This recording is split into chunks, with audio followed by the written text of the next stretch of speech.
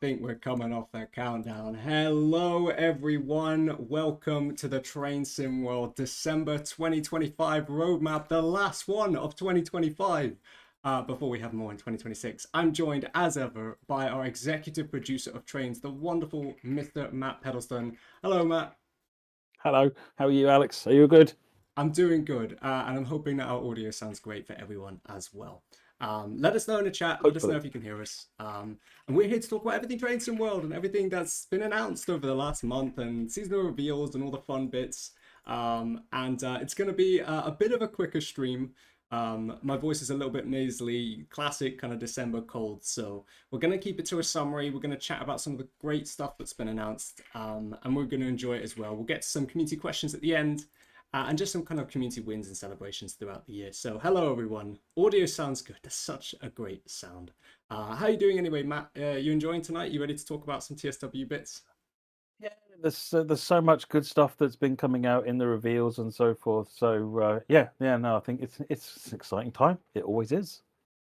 Fab fab. Yeah, I got a trim. I think my last haircut, I don't know, I need to check on the last roadmap or so, but I gave it a good couple months. It was overdue. Um, I cut my hair monthly, whether it needs it or not. it shows, man. You've got a serious trim. I love it. The ears really add Yeah, to I it. I have a number 0. Number 0 all over. I love it. I'm so glad to hear some people talking in the chat about some of their favorite announcements from season reveals, which we'll be talking about soon. You know what? Elm Tree Lime 4-up challenge with Matt Wen. Funnily enough, while we were in our 10-minute countdown, we were just talking about 4-up challenges and doing them live and Matt playing more of the game. So if you're asking when, maybe right in the new year, right when we kick off in January. But we're here for the roadmap stream. So I'm going to do the classic admin intro, which is what the roadmap stream is. It's essentially a summary of the last month. I say the last month, usually it's the month ahead, but we're doing it kind of at the end because seasonal reveals and loads of announcements and stuff. And it was really great. But this is just a mix of showcasing everything upcoming in the coming months and all of our projects from our teams and from our partners to look forward to in Train Sim World. It's a mixture of development insights, cool screenshots, updates and patches and progress we made on different fixes and improvements. And a lot of elements are work in progress, so not everything you see here is final. But we hope it gives you an insight into the game you enjoy, which is Train Sim World, and learning more about everything we're doing under the hood so that you can feel better connected.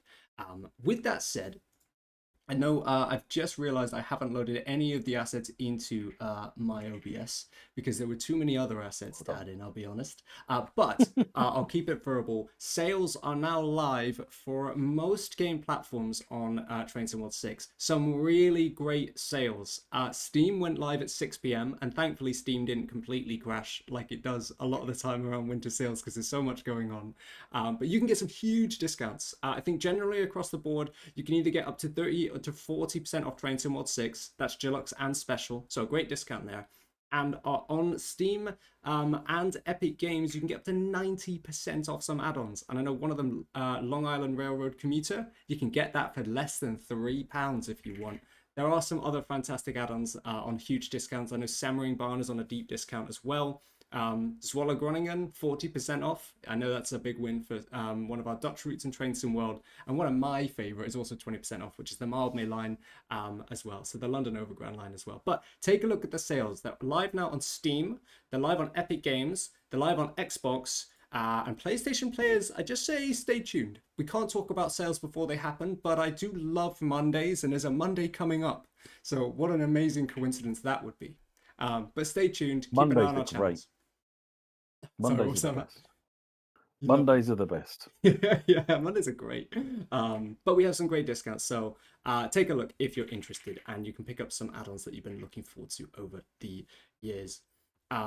Like I said, only me. Keep an eye out on our channels for anyone on PlayStation as well. But enough of the sales. We're here to talk about the roadmap, and I do have the roadmap graphic, which is all wintry and covered in our snowy backgrounds and stuff, and it's all season of reveal themed, which was amazing. And as you can see, it's full up again. I think when we were coming to November, some things were getting released and coming off the roadmap, and now it's all full of a bunch of add-ons again because we've announced tons over the last few months. So there you have it. Some of this is this should all be kind of generally a good perception of when you can expect add-ons. I will say this is that timelines can change as development progresses, as teams work on their products, and as they get to different stages of development. Those timelines can shift, but we try to keep this roadmap up to date every month to give you the best rough idea of when you can expect certain add-ons to come out. So again, this generally is an update that we bring every month, but as you can see, we've got some add-ons that are really close, including the 805, one from All Aboard Studios that they talked about a little bit in November, including a couple other UK add-ons there with the Crew to Preston route from Just Trains and the Class 90, as well as the Expert 145 from TSG, and we're still learning more about the 420 as well, which we know has been on the roadmap for some time. But as you can see, we've also filled in a ton of other add-ons, again, from seasonal reveals, which we're going to talk about today, that you can see kind of coming further down the line. We don't want to give a date yet. We don't want to commit too hard, but they'll filter their way into the 0 to 3 months and then eventually into the stores when they are ready from the teams. And yes, Lisbon. Yes, we have got Portuguese route on there for the first time in TSW. I'm going to go through everything we shared in seasonal reveals. If you missed it, then great. You've got loads of things you can catch up on.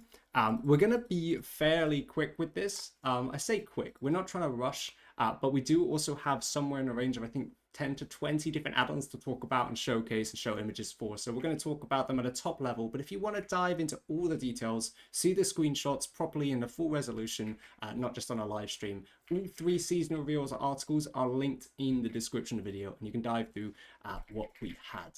And Matt, as I say, I'm going to go through these. I'm going to give some of the top level information, but if you're interested in anything or you want to jump in, just jump in. But we started with week 1 of seasonal reveals with a heavy focus on freight. And the first one of those was Rhine Nearsbahn by brand new debut developers coming into the Trains and World scene, Foles World, made of a team of people that may be familiar across the community. And they have a bit of an interview section in our article. And I'll stay just paused on this summary card for a little bit of time before we get through some of the screenshots. But this is going to be a beautiful scenic route with large stations, big cities, fields and foliage, everything you could want.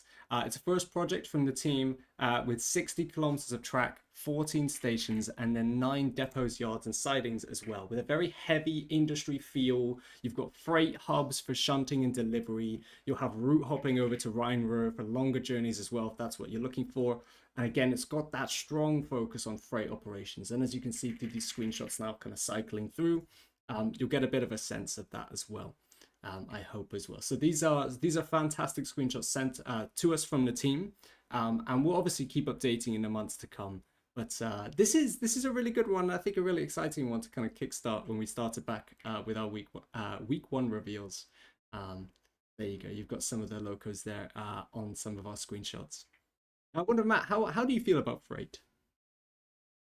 I love freight. I mean, it's if I'm not doing an S-Bahn service or a local commuter service, then switching in a yard is what I'm all about. And there you go. You can see we've got the route map that just came up there, so you get a better look at the stations, depots, yards, and sides. You can see. And again, props to James Lewis. I know you've kind of wrapped up for the year now from our teams, but you put a lot of love into these maps as well. So hopefully that gives you an overview of what you can expect. What I would do is, if you are aware of the team from the Foles World, make sure to talk to them in the community. I'm sure they're going to be really excited to get involved. They'll want to hear the feedback, the thoughts, the opinions. I can already see people in the chat looking forward to this as well. And they've got their experience working on add-ons and working on products in the past as well. But make sure to show them that love and get involved in the conversation, because it's really fun. And that's why we love doing these announcements and talking with third parties, because we can open that conversation early. Then we had another announcement. So we're going to head over to the USA with familiar US devs, High Iron Simulations. And now that they've released the Santa Fe pack, they're ready to take on a US route. And again, focus on freight. This is going to be a heavy haul and tough railroading landscape of arid western desert scenery across Southern Pacific's Hayden Branch, linking the Great open pit copper mines at Ray, Arizona, to the copper smelteries and mill facilities at Hayden in Arizona. So you've got 20 miles here of desert, of freight, and it's just a really different experience. I mean, just comparing it to the last, the Ryan Nearspan add-on we just had there, this is a completely different environment. I mean, you're in desert here. You've got these fantastic shots, and these are mostly environment shots sent from the high-end sim team as development does continue. But what you've got here is a challenging round-the-clock railroading experience that, again, it's going to take you through just completely arid and unique like parts of the world that just completely differs from what you might expect in a passenger service run. And I think we've got the route map coming up in a moment, and what we're seeing here is some of the smelteries and some of the facilities you'll find at these key locations. But when we take a look at the route map, you'll see that this is about a 20-mile end-to-end freight route. And as we said, it's right from the mine to the smelters, and here you have it. So you get to kind of get a better sense of what this route will really feel like, with that obvious key focus on delivering copper ore, which is fun. I think it's really interesting and unique. So this is what I'm really looking forward to. And again, if you know me, you know I like my US locomotives. Yeah, me too. I think this is it's looking stunning. They've got a strong team on route building. This will be their route building team sort of debut after the local gameplay pack that they did previously, and they've taken on the feedback that from that pack, looking to develop their skills as they go forward. And the screenshots are beautiful, and you can expect strong gameplay. It was easily the most that I saw nothing but glowing feedback from the gameplay in the recent pack. So you're gonna be busy on this route. You're gonna have tons to do. So yeah, I'm definitely looking forward to this. And like I said, if this is something that interests you, I would take a dive through to our articles linked in the description, because you can find out a little bit more from the team themselves about why they're excited for this add-on. But speaking of add-ons that I know everyone's excited for, the Tadami line. So I'm going to try and turn this down so it's not overpowering. And I hope it isn't too loud. It might just be a subtle background noise. But we did share a brand new gameplay showcase for the Tadami line. Coming from the Union Workshop team, this is Train Sim World's first journey to Japan. We've been talking about this for ages. I know you're all super keen, but it's not far away. And I promise you, it is soon. You're going to get your hands on this really soon. Just a note on this gameplay video, because I know a couple people in the community did point it out. Like, there are like little stutters or lags in the video. That is purely just on the video side of things. It's not necessarily reflective of the gameplay. Plus, keep in mind the gameplay is work in progress, but some of the video files, I think it's not like the highest frame rate it could possibly be. But that's completely fine, because we asked the Union Workshop team, what can you give us? And they gave us all this new footage. And that should hopefully give you the kind of sense of how incredible this route feels. Being in Japan, seeing the scenery along the Tadami River, exploring these unique Japanese kind of key locations. And I think it's going to be exciting. So for those of you that haven't seen this, if you have missed every roadmap up to this point, or if you're joining us new in the last month or so, this is going to be set in 2010. What you're seeing here is the Kiha 40 DMU, and there'll be 3 different liveries, classic Japanese liveries that you'll be able to use for the Kiha 40 there. And again, you can find out more about the article, but I think just admiring the video here that we're seeing, it really does show. And there are just some seriously amazing bits of scenery that you can find on this route, and I just can't wait. So we shared that gameplay. I've got a summary card here as well. And of course, one of the landmarks included, you can see it in the top right there as well, and we shared it in full. But it's the Miyashita Three Brothers, a famous train spotting point that is along the line. And again, just seeing those bridges overlap. Screenshot competitions, look out, because you've got a serious contender for the best route of all time. So I can't wait. Yeah, it does look good, and the Kia 40 is certainly a train I'm looking forward to getting in the game as well. So it's the team have gone through a long process of learning and improving and reworking and upgrading and really digging into getting the best they can out. So fingers crossed that there's a strong release for it, because certainly they put the effort in. I can't fault them on that. They put so much work into this product. So that wraps us up for week 1, and then we're going to move over to week 2. This is one that I think really kickstarted the second week of our reveals with a bit of an excitement. Again, from another new developer, we're looking at the Medway Valley line from Firefly Simulations. Again, a debut route. Again, some of the team here are community modders turned developers.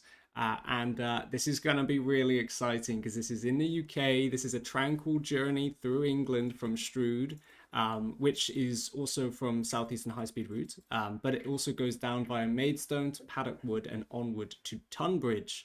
Actually, funnily enough, I was in Tunbridge quite recently as well, so it's quite fun. But there are many historical and natural features and grade listed buildings, signal boxes. There are so many details packed into this route, and I know the team is super excited to share more. You're going to get 26 miles and 20 stations with this. So let me continue our, I think our screenshot slides. They're not playing themselves, so I'm going to make sure they can cycle through because we've got 18 images to look at here, by the way, because the team sent so many over. But yeah, this is, you're going to also get the section from Gravesend to Rainham. I don't know why it's not doing it automatically. I'll just manually click the slides. So there is a section from Gravesend to Rainham, which is similar to Southeastern High Speed, but it's also had significant uplifts of its own too. And you're going to be able to get a 2025 era timetable. So that should hopefully add a little bit of modern timetabling to the route as well. And it should be a really great experience. Also noticing people in the chat as well. Welcome into the stream. I know some people are really looking forward to the Medway Valley line, and I know James Lewis in our team. This is when he announced on his birthday, which was perfect timing, and I know he's extremely keen for this. Yeah, it's an interesting route, and it's a nicely sized first project for the Firefly team. That they're not based in the area, and but they were looking for something that would be fun, popular, and sort of a sensible size to get started with. And what you see with smaller projects like this is that they are able to condense and get the a lot of time spent per mile of the route, and you'll see a lot of extra detail in there, and the sort of the credibility of the team from their various freeware projects and so forth shines through in this. They've really dialed it up the extra mile. So yeah, this should be really good and just look stunning. I think they've knocked the visuals up another level, to be honest. Yeah, some of these screenshots again, they're just fantastic. And I think if I've got this right, again, the GSMR functionality again for the 375 shown there was something that they really wanted to note. And it's something they're really keen on. I know in the community spaces, this has been something that I think players are very, very excited for. So I can't wait to show more details about that. And of course, we have the route map here as well. So you get a better sense of what to expect. And hopefully that makes a lot of sense. You've got kind of like different keys there for the different stations, depots, yards, sidings you can explore. Yeah, you're following obviously the River Medway down the line as well with various line speeds, crossings, whistle boards. So you're going to be able to use a lot of your collection as well if you have UK content. Noted there, you've got the Class 395 and the 465 from Southeastern High Speed, the Class 700 Thameslink, and then you've also got Cargo Line 2 and more, which we'll talk about when we get close to release and when we get into deeper articles and various future roadmaps too. So an exciting announce that kicked off our week 2. Another one for week 2 that was a brand new announce was actually one from our own teams, and that is the DBBR 147. It's an all-new German locomotive for current day passenger services, and it's going to add content to the Frankenbahn Stuttgart Heilbronn route, which is obviously very, very new, a very recent release, in a 2010 era's timetable. So you get a mix of Dostos, Endwagens, and the Wico as well with this.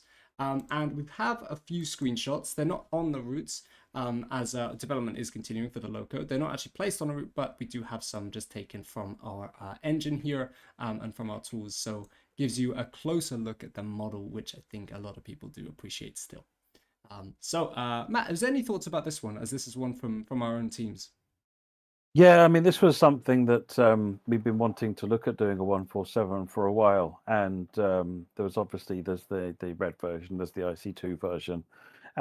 We thought, there was initially the steer towards doing the IC2 version for the Dresden Leipzig route, But we weren't able to scope in the because there's a completely new set of coaches to go with it. The IC2 is not just a loco; it's obviously the new coaches to go with it. The Gen 4, 5, something like that. I can't remember the brand new Dostos. So they're the completely new build from scratch, and we weren't able to get those in. So we're going with the red version to get the 147 out. And I think what it'll do is it'll take, because Stuttgart is also, the way it's worked out, Stuttgart's a really interesting route.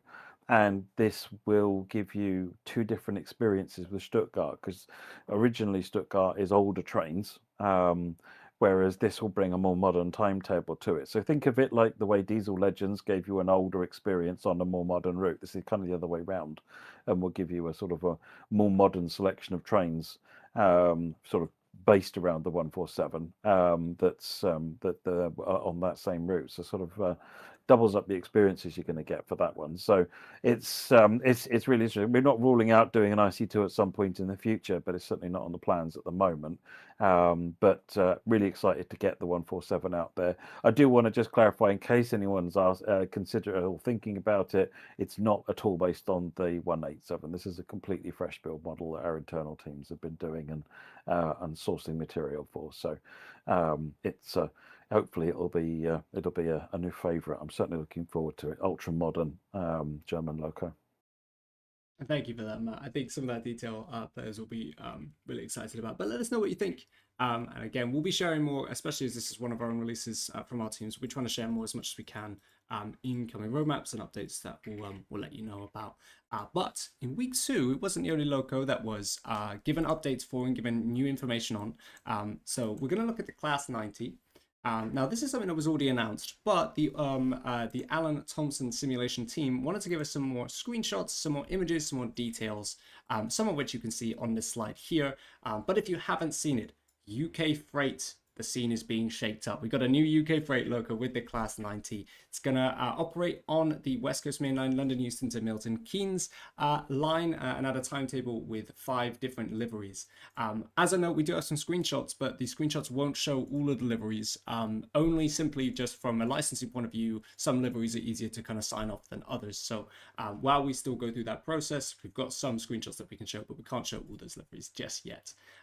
But what you can expect is fully detailed safety systems, TWPS or TPWS, interactable GSMR radio, other operational BIS, data cord entry panels, and neutral section functions, as well as multiple working capabilities for heavy haul operations. Lots of good details there, lots of features, and I know the ATS team are really keen to show more about this.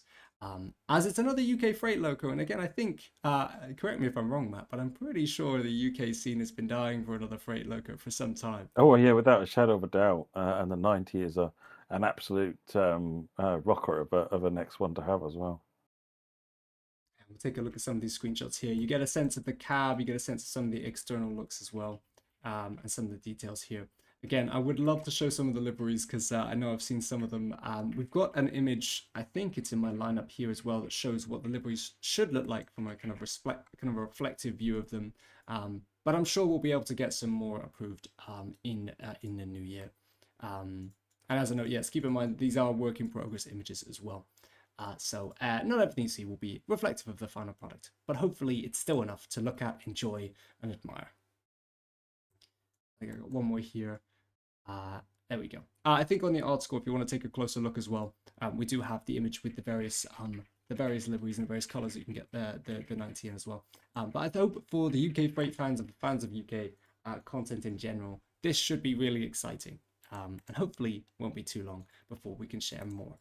And finally, in terms of our updates, we also touched on NEC New York to Stanford, which we're going back because this is one of our own releases, but we were able to share some of the first screenshots. So this was something that I think we announced back in the Dovetail Direct, which was really great. We get to talk more about the US content that we're making. So this is going to be 54 miles of track. You're going to get passenger services to both of New York's major railway stations. You'll get Metro North trains, which is a really exciting brand to have, heading to Grand Central Terminal. And you'll have Amtrak trains heading to Penn Station, which will diverge at New Rochelle.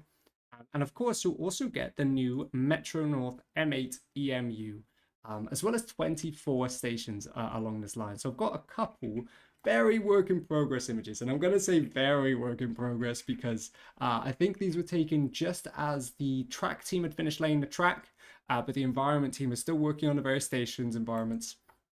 But we wanted to get something to show you, just to show you that progress is continuing, the route is fleshing out, and maybe you get a chance to look at it now and then look at it when it's a bit close to release and kind of see how the development has continued.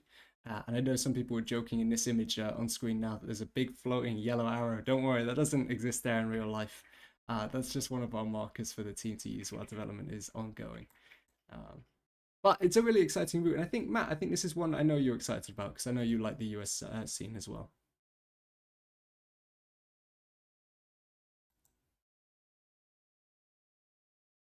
Hello? All right, Matt, you still able to hear me? Maybe we have lost Matt. I don't know if you're currently speaking or if you're not picking up. Can you hear me now? Yes, I can hear you. Okay, I'm having battery problems, so I'll keep going until this one dies. But yeah, no, this route is incredible. It really is. The bit I'm really looking forward to actually is the upgraded Grand Central Terminal. I think that's going to be a sight to see because we're going to have the low level in there as well, which we've never done before. So I think that's going to be amazing. So lots of really interesting stuff to do on this route, interesting journeys that you can undertake, and you'll have obviously you've got the commuter trains with the M8, the express trains with the Amtrak going into New York Penn. It should be something there for everybody. I think that I was talking to the timetable author, and I think he said something like 14 hours of freight services or something like that in there. That's 14 hours of me playing the game done for, really. In I'm one night, hyped. I'm probably, hyped. knowing you. In probably one night, yeah. And that's just the freight, and the freight isn't even the main part of this route, so it should be really something. So no, I am as hyped can be for this one.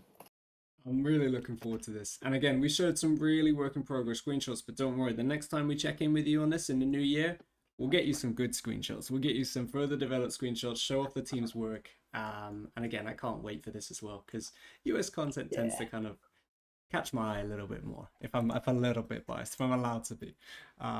But anyway, we ended the week off with something that I think really caught a lot of people's attention too.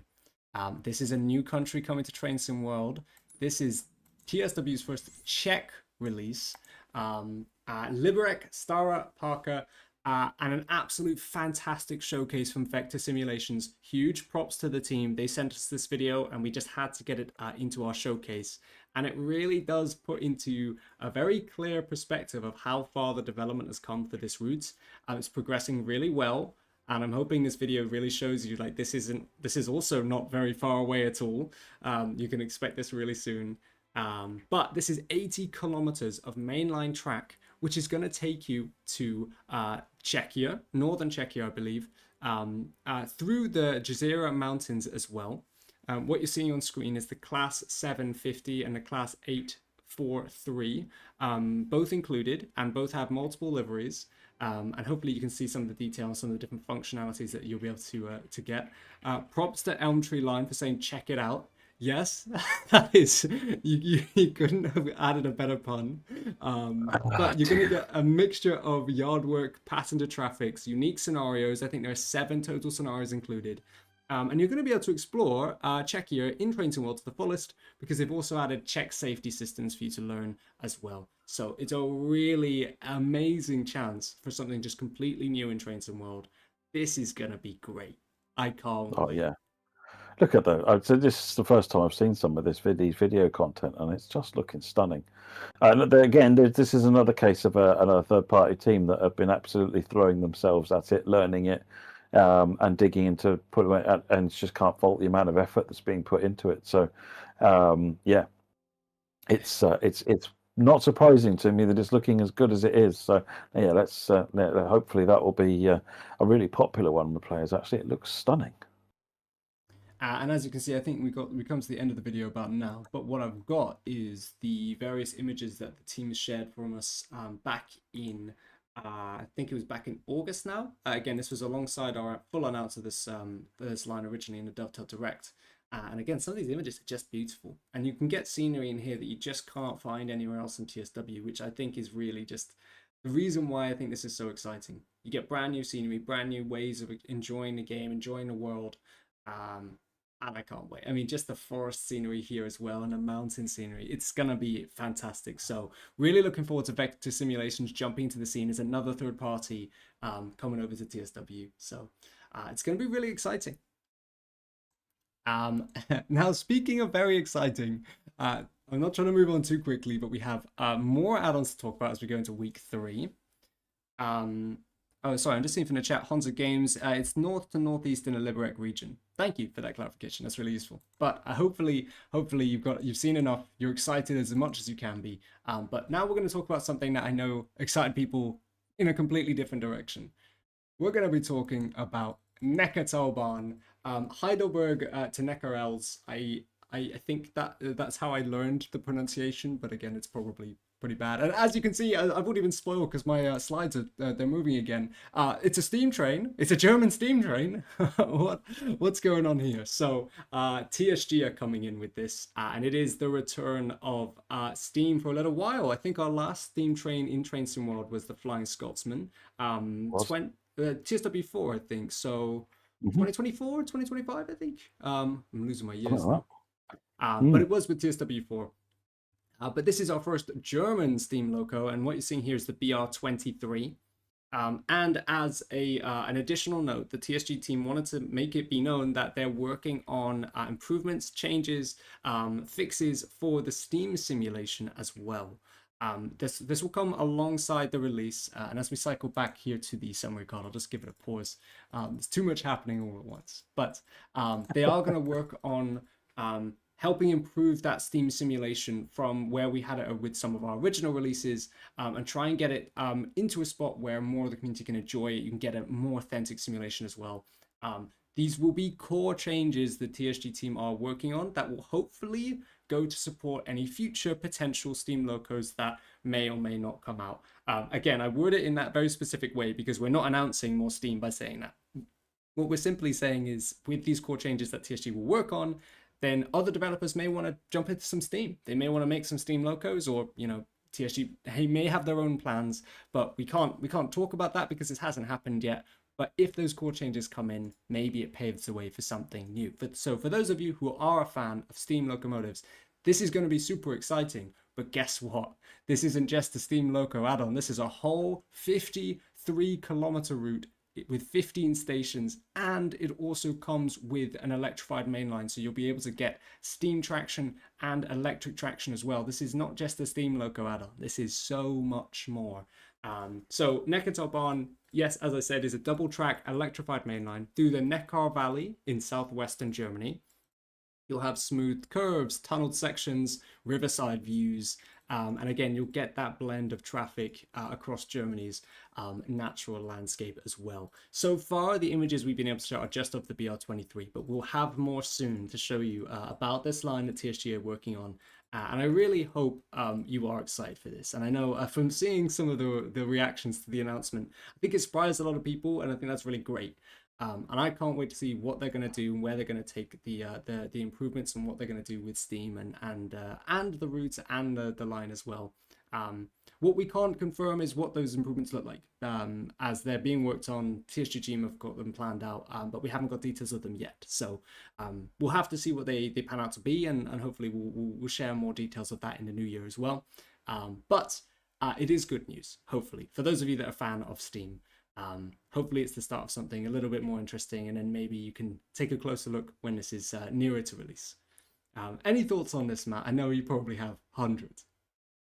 Oh, I mean, it's Steam, and most importantly, it's set in 1974 when I was born, so all good there. But no. I mean, the German Steam locos have a certain presence about them, so I'm very keen to see how this progresses, and I know that Lucas and team are doing some great work on the physics, so we'll see how that goes. And then we'll take it from there. And then once we've got those changes in, then I can review them and we can sort of see what we do with them going forwards as well. But it's yeah, I'm really excited. Really looking forward to this. I think it's going to be something fresh and different, which is something TSG are really, really good at bringing. As they did previously with the E94. So it's yeah, I think this is really really interesting. I've been sort of following this one with Lucas, privately while he's been working on it. It's looking stunning. It's great to see in the chat as well. Train spotted deer and saw a BR-23 driving past me yesterday. Great. Hopefully it looked as good as some of the screenshots we've got here. I mean, let us know. But this model looks absolutely incredible. And I'm just going to skip ahead to this one as well because I love the interior shot. And I know Lucas, again, these are work in progress screenshots. Lucas was really keen on getting even more screenshots, but we had to kind of tell him that we need to post the article at some point today. So there will be more screenshots that we can share, and I know TSG are really keen to get them out. But we'll share more in the coming times for those. But we're going to head over to our final two announcements we made in week 3. They're both in the UK and they're both extending one of the areas that I think I know is going to excite a lot of people across the West Coast mainline. And we're going to start with All Aboard Studios West Coast mainline Trent Valley route. Now I'm gonna spoil something which is a little fun. Oh, I'm gonna let my slides not run away from me as we go. We were going to announce this sooner. At some point, I think there was a roadmap where we had some images ready. I know we've had some of these images and screenshots, but we had to wait a little bit. We had to work with the team, and obviously we had seasonal reveals coming up. We thought it was a great chance to talk about it. And I just couldn't wait. It's so good. Some of the images from the All Aboard Studios group, they look amazing, and I love the screenshots they take. I mean, they should enter some of our screenshot contests if you haven't already. Just a little note. But for those of you interested in this route, are you ready for 108 miles for the longest end-to-end UK route in Train Sim World? Well, I hope you are, because this won't take too long until it's ready. And you're going to be able to use the Class 350-4 and the Class 807. Just a note, you may not see the 807 in our screenshots, but don't worry, that's just because we're showing some of the layered trains on the route while we have the screenshots ready. So we'll share more images of the 807 when we can, but this is going to be great. This is going to be high speed. This is going to be intercity, regional stoppers, and a bit of heavy freight in there too. And as I've got a map that I'll talk about it later, but because it's on the West Coast mainline, it's going to link really key parts that we've done in other routes and from other third-party developers between Crewe and Milton Keynes. Jack Simpson, you can't use the pump car on this route. The pump car doesn't exist. I know it's a bit of a meme right now, but the pump car, it doesn't exist. But what does exist is absolutely fantastic images from the team. And the promise of something really fun, I think, is going to excite a lot of people because, I mean, a lot of people love high speed. And this is high speed, and this is 108 miles of saying, hey, I want to send it down the West Coast mainline. So I think this is going to be a really exciting release. Yeah, me too. I'm looking forward to this one. It's another one from this team that they did a cracking job on Birmingham Crew. They've learned a lot on the optimization side of things, but what they do is they deliver this kind of experience really, really well. So yeah, I think it should be really, really strong. As we come into our last screenshot here, there should be the route map, so you get a look at it as well. And there you have it. I mean, yeah, you've got a huge stretch there. And again, I'll show one of our other assets again. Props to James for making it, which is really exciting, but it shows the whole West Coast mainline journey you can get in TSW. But just on Trent Valley, you can see here 100 plus miles, high speed running, perfect for the Pendolino. But there's also plenty of stations that keep the Class 350 busy in between. Spotting locations such as Rugby with also non-stop action, and then also different freight duties you can get as well. So it should be a really exciting release. But now we're going to head north. We're going to head all the way to the top end of the West Coast mainline. Because Just Trains are ready to announce their next route with the Cumbrian Coast, Carlisle to Whitehaven. So this is, again, another expansion to that West Coast mainline network in Train Sim World. And again, it kind of expands on the region Just Trains team have been really developing and working on too. But it's also a very different experience. You're going to get coastal running between Workton and Whitehaven, rural scenery, industrial landscapes, It's going to be set in 1986. So again, a region they're very familiar with. They're very good at developing as well. You're going to get 40 miles with 10 stations to explore, and you can see the route map we've got here. The images we're showing as a note, very work in progress again. Class 108 DMU is what you're going to get on the line. So that's what you're seeing as the team are modeling it and developing it. And then obviously as the route development does continue, we'll make sure that you get to see those screenshots, because I have no doubt in my mind they're going to look great. And for those of you that are fans of Just Trains, with this announcement, they've also kickstarted their development blog, so you can follow along from their team and hear it from their team and their own insights about how development is going, what they're working on next. So this should be really exciting. And again, I think as we come into it, I'll give them time to focus back on their summary card. But it just adds to that West Coast mainline experience, which is really fun. And as you can see there at the bottom, they're also developing new wagons as well for the routes. So again, you'll get the freight and shunting operations to explore as well. So any thoughts on this as our final new announce that we had in season reveals, Matt? I mean, it's a Just Trains route, so what is there to say? It's gonna be amazing. But hey, I'm all about that 108. That's looking stunning. So that's definitely going to be my highlight for this one. Yeah, there you go. That's the latest from the team, and there is more we can share hopefully soon. But we'll keep you updated in our monthly roadmaps on the other side of the new year. But now I want to look at the West Coast Mainline map. So again, shout out to James. This is an amazing asset. What you're looking at here on the left side is the full image. It's going to look a little bit zoomed out. If you read our articles, you'd have to go into the week 3 one. You can find it in full. But on the right side of my screen here, I've got the actual image here, and I'm just going to just crudely just drag it around just so we can take a look at it. But you can see at the top in that kind of maroon pink colored line, there you go. There's the Cumbrian coast route we just talked about. And as you can see, as we scroll down, these show you all the stations that are available across the West Coast Mainline. Some of the key stations, as a note, there are more stations than this. They're not all listed, but some of the major stations.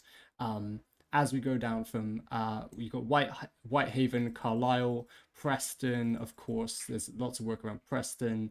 And then you go down to Liverpool, Lime Street, Crewe, Birmingham New Street, Rugby, Milton Keynes, then of course London Euston, all the way on the south end. And here you go again, like on this map, it's so beautifully made. But you can see major stations are outlined, as well as all of the color-coded routes that are available in TrainSim World are on this as well. So it's a great asset. Personally, I think it could even be poster worthy, but that's just me being a bit biased towards James. But amazing work on this. And I'm really hoping, Matt, that we can do this. I know the community are really asking, can we add like new route hopping destinations to make this a fully connected experience? I'm really hoping we can do something like that, because just being able We to should start talk to all of the relevant developers, yeah, and see what we can do to make sure that all the required bits are in there. So yeah, let's we'll go and talk to the developers and try and make that happen. Because that would be great, wouldn't it? You could literally start right there in London and drive all the way without seeing a single loading screen. As much love our team put into our loading screen assets, as I know, but you can avoid all of that. And if you could route hop all the way up it, that would be great. But there was one more thing we wanted to showcase, which was the final new country coming to TrainSim World, at least on our new announcements so far, is Lisbon, Setúbal. It's our Portuguese route from, again, new developers in the scene, Virtua Buyer 360. I'm going to make sure the sound isn't too loud. You can find all these videos on our YouTube channel. As I know, if you want to watch them in your own time, you want to watch them sounds up, go ahead and do that. Definitely check these out. Support the developers too. But this will be the first ever Portuguese route in TrainSim World, again announced in our Dovetail Direct, and now we're seeing it for the first time with a 54-kilometer stretch from Lisbon to Setúbal, and you're going to see iconic Portuguese landmarks as you go. What we're looking at here is the Series 3500 EMU, which you'll be able to operate for passenger services. And across the line, you're also going to get Portuguese safety systems and signaling, which is going to offer a completely unique challenge, unique to this route. And I'm hoping it really becomes this wonderful story of just jumping to a new place, a new country that we've never been to in TSW, and just having an experience of something completely brand new, whether you're in the cab or whether you're walking around the stations and exploring it on foot. I think this will be great. But props to the team again. Thank you to Virtua Buyer 360 for sending us, because this is something they put together and hopefully something that is getting you all super excited. Looks stunning, doesn't it? Yeah, looking forward to having a play of this one. So again, I won't play the whole clip. I think we've got a couple of minutes more of this. But if I come off of this for now, we've also got a couple of screenshots we've shared in the past as well from the team, which I wanted to showcase. Some of this will show different parts of the route, whether it's stations, whether it's signaling, and you can catch up on some of these in our old roadmaps. But if you don't want to check back in the past, don't worry. I'm sure we'll be back in the new year with some more fresh ones from the team. And there we have it. That's also one of the, you saw there just before it flicked away quite quickly, a grey model of the train we saw in the video. So the 3500 series EMU. But that was everything in seasonal reveals. And it was a lot because we've been speaking for 45 minutes. So it was also quite a bit. But it does mean that we've lifted the hood of a lot of our announcers. So when we come back in the new year, I'm hoping we can give you more updates on those. There may be fewer announcers that we can give in our roadmaps because we've told you a lot about them. Done it all. we have done it all. But let me bring up the roadmap again so you can really see a full picture of what's coming.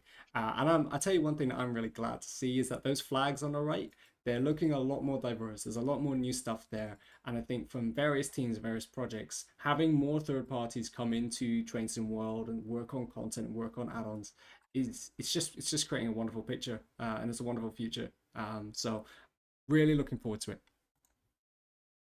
Now we're going to come back and talk a little bit about patches because I know this is something that's very prevalent in the community at the moment. Let me give you a summary of what we've got at least for the rest of this year, what we've got for our next core patch, and then also what we're looking at. So we had a minor update today actually because loading screens weren't working the way we needed them to.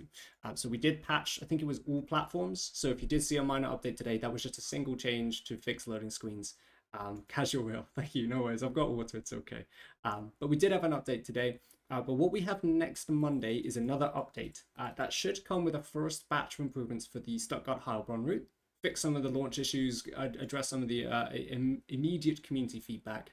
And that will be our last update of the year because we close off, our teams are definitely winding down already. Some of us have closed off for the holidays, but we are generally working pretty much up to New Year's to Christmas Eve. So we don't want to release any more updates that are going to be huge or too impactful without having the ability to test and make sure they release as we want over the Christmas period. But we do have another patch on Monday, Stuttgart improvements, hopefully some key fixes there for players of the route. When we come back in January, we have our next core update. We don't have a date yet, but what I do have is some things that we're looking to improve on that. So there will be more Stuttgart improvements in that as well. We're going to look at the BR140 coupling and the clippings of coupling different locos together. Destination PIS scrolling but not working on the 423. I think there's issues with the 140 wipers and snow buildup not working as well. Few more for Stuttgart there, but we are going to get this improved on the early side of next year. And then we also have wider changes as well. So it's not just going to be Stuttgart. We're going to get other core changes. Some of them noted were the ALP45 announcements they're missing. So we're going to get those in. Station announcements for the Class 158 Sprinter as well. And then hopefully as well from the team, I know we've been working on the 72 stock suspension. So hopefully we can get that into the patch as well. Can't confirm everything just yet because we haven't seen the final look of that update and tested everything just yet. But when we come back in January, one of the first jobs that me and the team will do is take a look at what we're doing on the patch side of things and get you those notes. So hopefully that brings you some improvements that you're looking for there too. And then the other thing that I'll pass more on to Matt, but just an update again, we've been talking about this on some of our Dovetail Games Q&A sessions. And if you are interested, they are also linked in the description. So if you want to catch up on some of the Q&As, they've been really great. And it's been really wonderful to talk to the community. But as part of that, we've been talking about performance and optimization and blurry textures. And a lot of that we are really focusing on and prioritizing and have been for a little while now. And it has been a lot of progress made. And I've seen from quite a few people now saying that they are seeing that improvement. They are seeing the efforts of what the team have been working on, which is great. But we've got further to go. And we know that it's frustrating. And hopefully in early next year, we're going to really take a better swing at trying to get rid of some of those blurred textures and free up some of the texture budget. But Matt, you gave a really good description, and I think I know from our Q&A thread that we put live on our forums, people were really trying to understand a little bit more technically about what is happening with performance, where we're up to it, how our development's gone. So I'll pass to you for the kind of models and view kind of differentiation between loading locos and stuff, because you worded it really great, I think, on a recent Q&A. So an Well, update on where we are. I doubt I'll be able to word it just exactly the same, but I'll try not to fluff it up too much. So, right, it's time for the science, folks. Um, so, what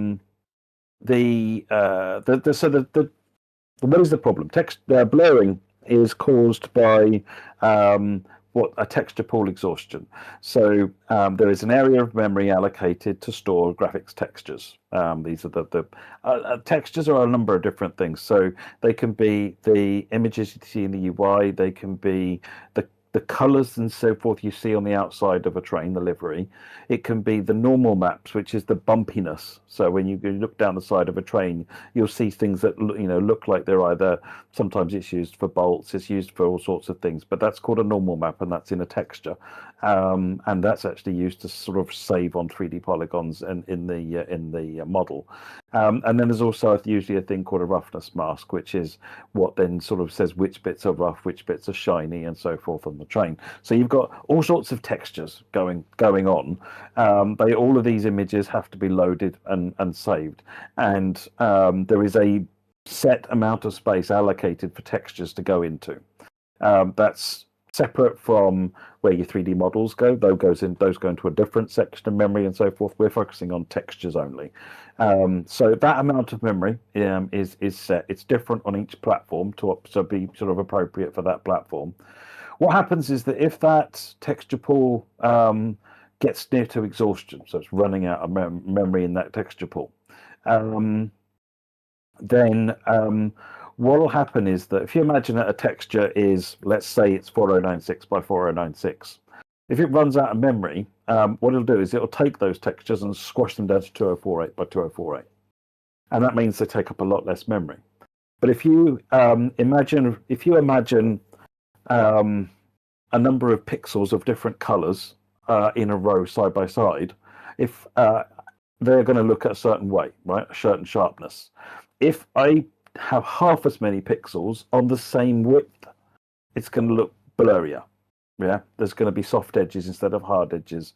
And if the more that you have to downscale that texture and put it on the same number of meters of space on the train, the more it's going to do that. It is related to MIPS, yes, Acro.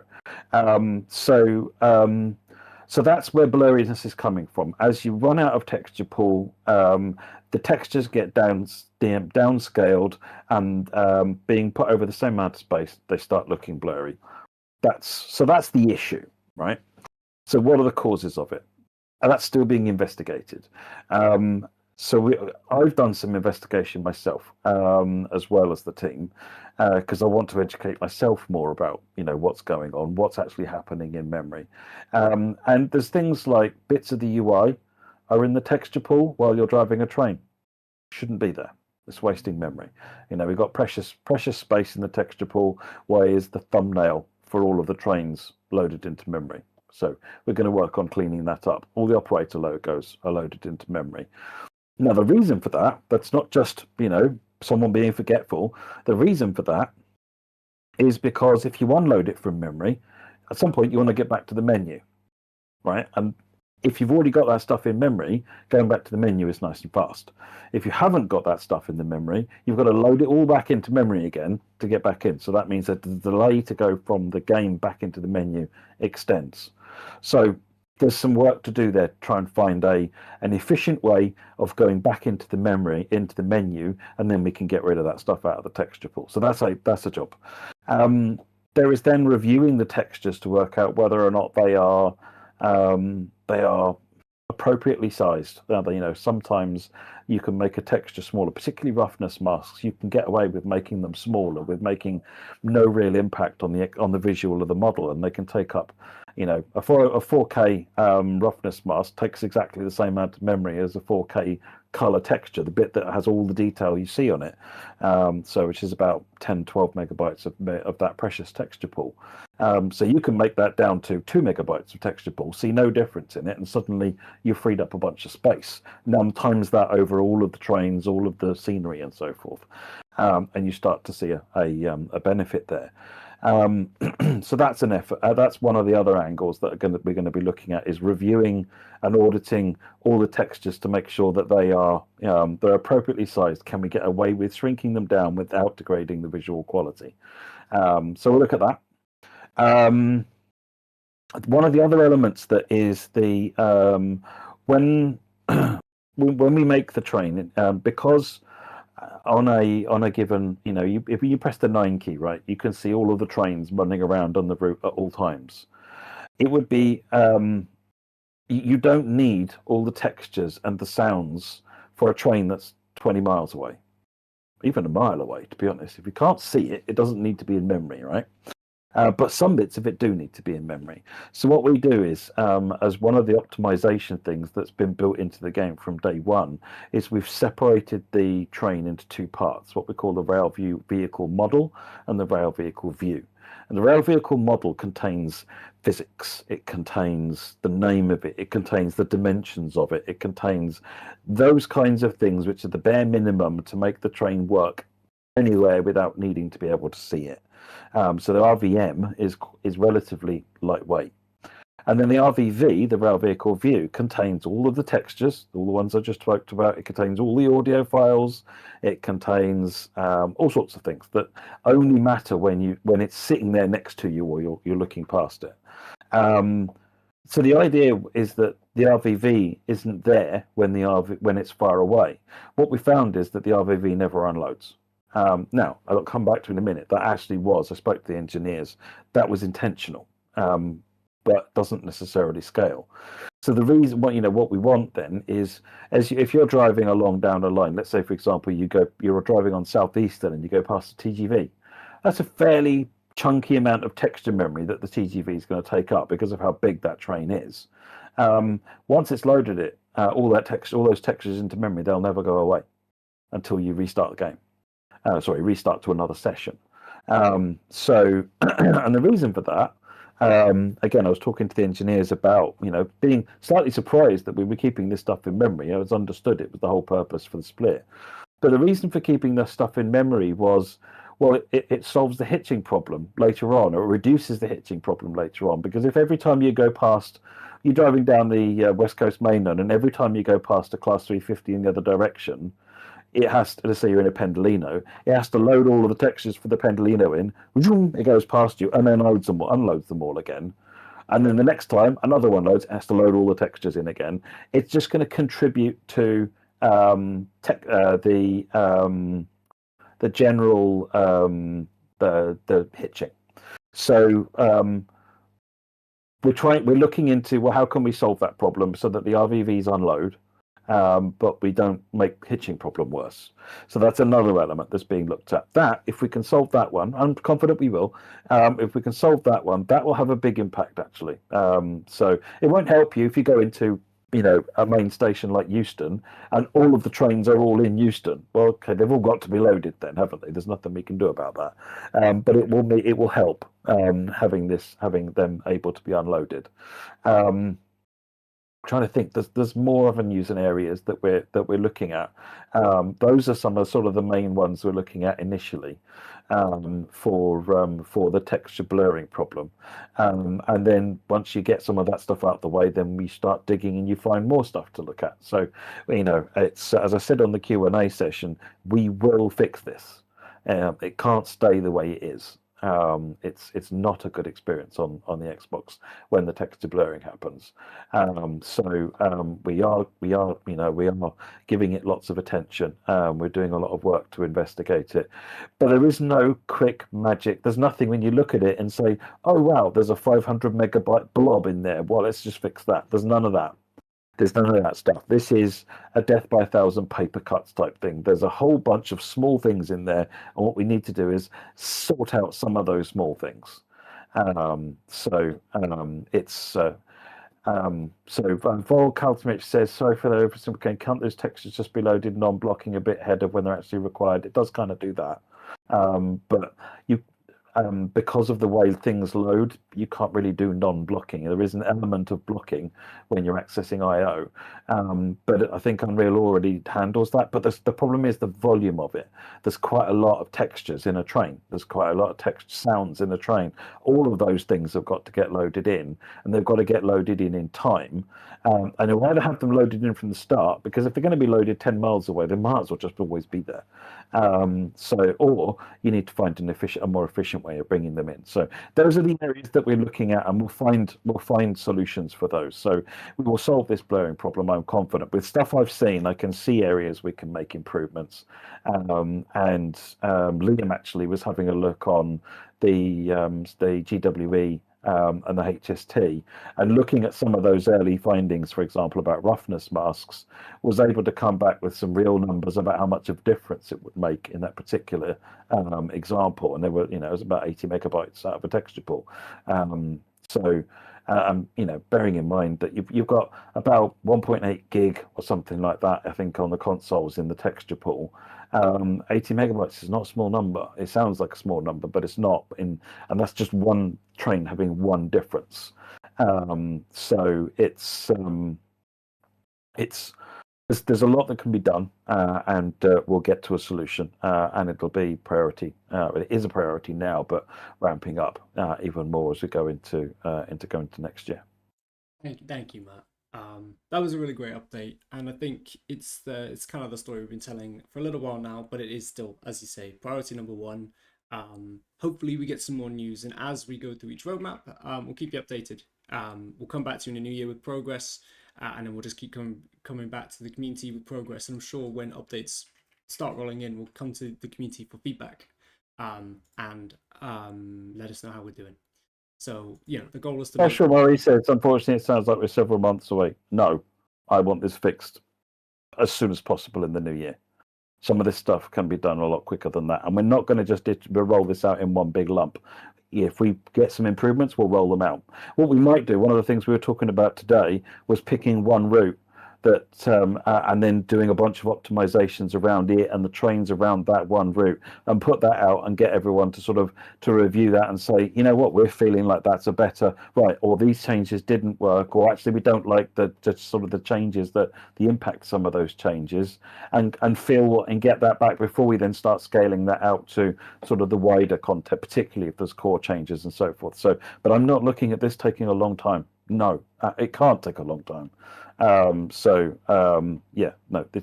be looking at doing this as soon as possible, getting into a release for you with multiple iterative improvements as quickly as possible. It's worth probably acknowledging that whilst it's definitely not the full picture, for sure, there have been updates that we've done over at least the last couple months, which have done various small tweaks to improve performance. Like, some of this work has been ongoing. The team have definitely been working hard on this. And I have noted from a few people, calling it out in the community when we've asked for feedback, that there are improvements being made. We're getting there. But that's really good to hear, and I am excited to come back in the new year and hopefully give you guys a lot of better news more on this, because the team are working really hard, and hopefully we can kind of put blurry textures and performance behind us real soon. But that was a really good update. So thank you, Matt. Now, I know in the chat a lot of people were talking about GWE. We forgot to mention it at the end of our all of our reveals, but we haven't actually talked about GWE, and yet we said it was coming out this side of Christmas. We did walk back on that. I think it was in one of the articles, whether it was a week 1, 2, or 3, or just in our Q&As. We're walking back on that, which I know is a little upsetting for some people that really want to get their hands on GWE. It's not coming this side of Christmas anymore, but I can promise you it is really not far away. When I say that, I mean a month or two at most, because it's coming really soon. I know Liam is putting a lot of hard work in, and what we've got for you isn't a release this side of Christmas, but we have 10 minutes of gameplay, time lapses, showcasing the logo, showcasing the audios. We have new details about the release and the remaster and the work that's gone into it. When is that coming? Monday. So not today, not tomorrow. Give it a weekend. Monday at 6 p.m. So it's going to be a little bit later than usual. That is because there is another surprise coming in that article, which hopefully a lot of you will really enjoy as well, which we can't talk about. But Monday, wait, hang around on Monday in the evening time when you finish work or when you're coming back from or wherever you are in the world, whatever day it is. Monday is the day to think about, and we'll give you that gameplay, and it's gonna look great. And I can't, I so want to spoil it, but I can't, and I won't because it's a really good showcase. So again, props to Liam, props to the team. I think the GW remaster is going to be one of the coolest and best things people look forward to next year, alongside all our other announcers. I know people are very keen on this, so um, Yeah, yeah, totally. And just in terms of dates and deadlines and things.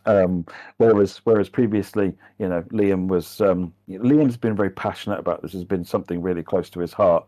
And it's and with some other stuff that's been going on, it has been taking a little bit longer than certainly Liam wanted. He has now finished. So, I got the word today that it is now finished, which means it can now go through the rest of the process. It had already been starting on the rest of the process, by which I mean QA, finalizing localization, and so forth. But there are no more changes coming. We are done. It's just got to get it through and get it out now. So I know Liam is really excited for everyone to be able to play it. We're excited for everyone to play it.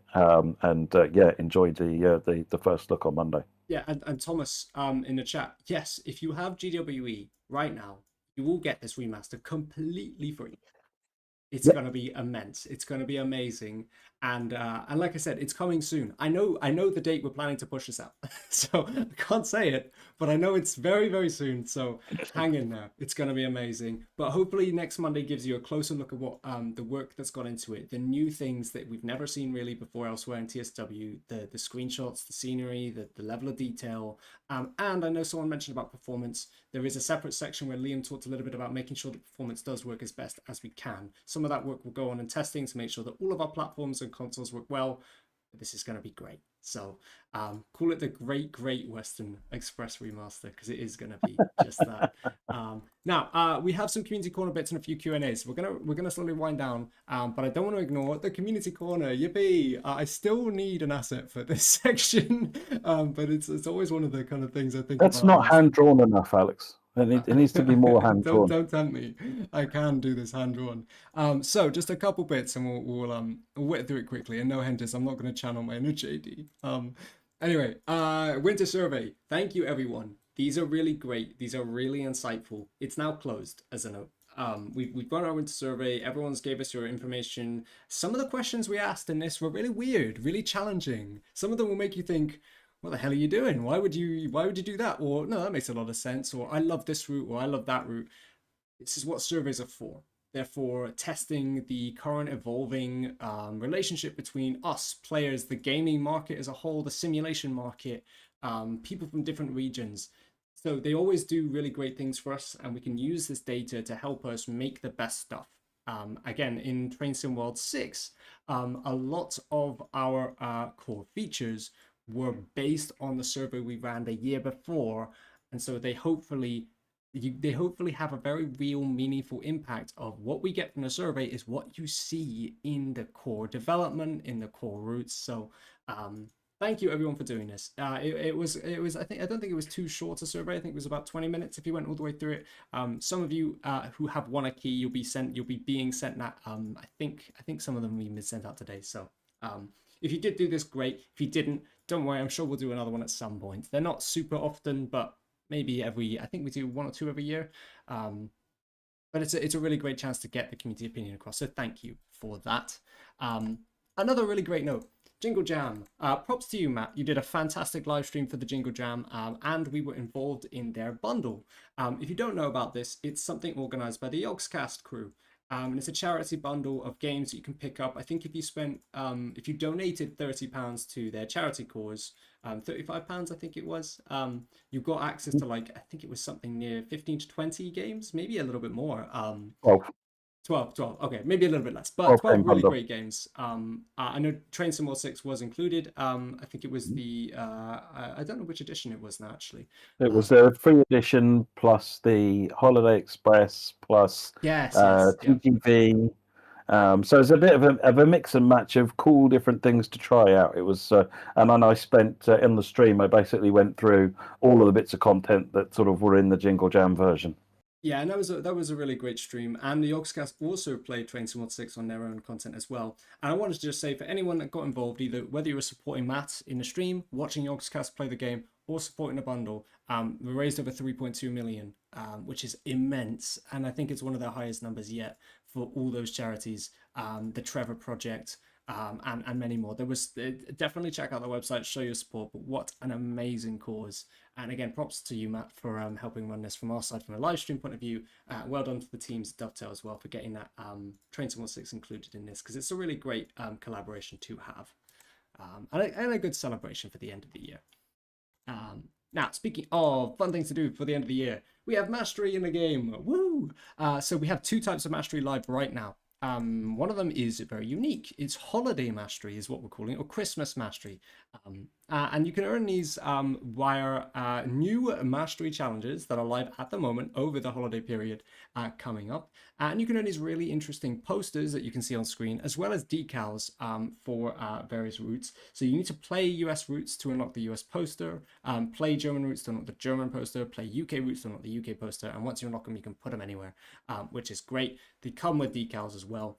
And obviously, if you don't have various routes from different regions, maybe check out the sales that are ongoing. You can pick up a really cheap one on a deep discount too, which is great. And we also have our usual December monthly mastery as well. So these are really fun, and a chance for you to get stuck in again over the holiday period, enjoy some Train Sim World, unlock a new poster, unlock a new badge, and flex your collection of badges that you've grabbed throughout the year. So just a call out to those if you haven't done them already.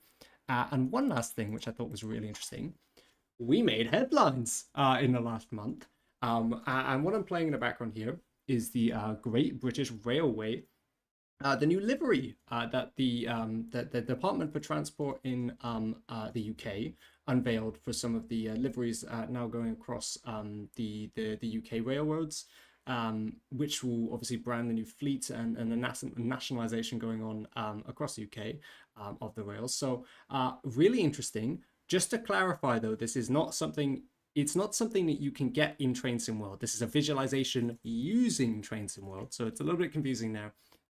But essentially, we were working on this with the DFT, and again, props to the teams at Dovetail, because this was a really great project and a lot of work went into this. And we actually helped them announce this to the public. So we had some of our team actually in person. I know our CEOs, Rob and Gemma, as well as some of our marketing teams, were actually at London Bridge Station alongside partners like Hornby, where they revealed this. And I think we made Sky News. I think it was Good Morning Britain as well, maybe. Maybe it wasn't Sky News. I think it was maybe just Good Morning Britain. But there were other news outlets that picked up on this. And it's really cool to see Train Sim World in the news, and then courtesy of Dovetail Games as well. But just to know, I know this has come up a little bit. I wanted to call it out because it's a great thing that we did. I think it's really cool. And our teams are looking at opportunities that we can bring this to Train Sim World 6, but there is no news to share. So just be aware that that's ongoing. This is purely a visualization. But it's really cool that we were allowed an opportunity like this. And again, to kind of be there on the scene with things going on in UK Railway, what a collaboration. So Well, I'll let you into a little secret on this video. So in that preview, so let me just wait for the right clips to show up here, because I recorded this. And, no, it can carry on. I'm just watching on Discord. Wait for it. So this clip here, the train goes whizzing forwards, right? So this is just a free roam. So I set this train going, and then once I got the train going, I jumped off of the train, teleported somewhere else, and then set those two trains up static so that I could get a shot of the train shooting through the middle. And then I got onto one of those trains and drove it south. So that's this one. And you see here where the train goes black, and it looks like a really professionally done fade. That's the game ending, because the train flying out of control northbound ran off the end of the map. Oh man, I was like, amazing. okay, close enough, that'll do. I mean, you wouldn't know. When you watch this clip, you think it's like highly edited, perfectly selected clips. Oh yeah, no, totally.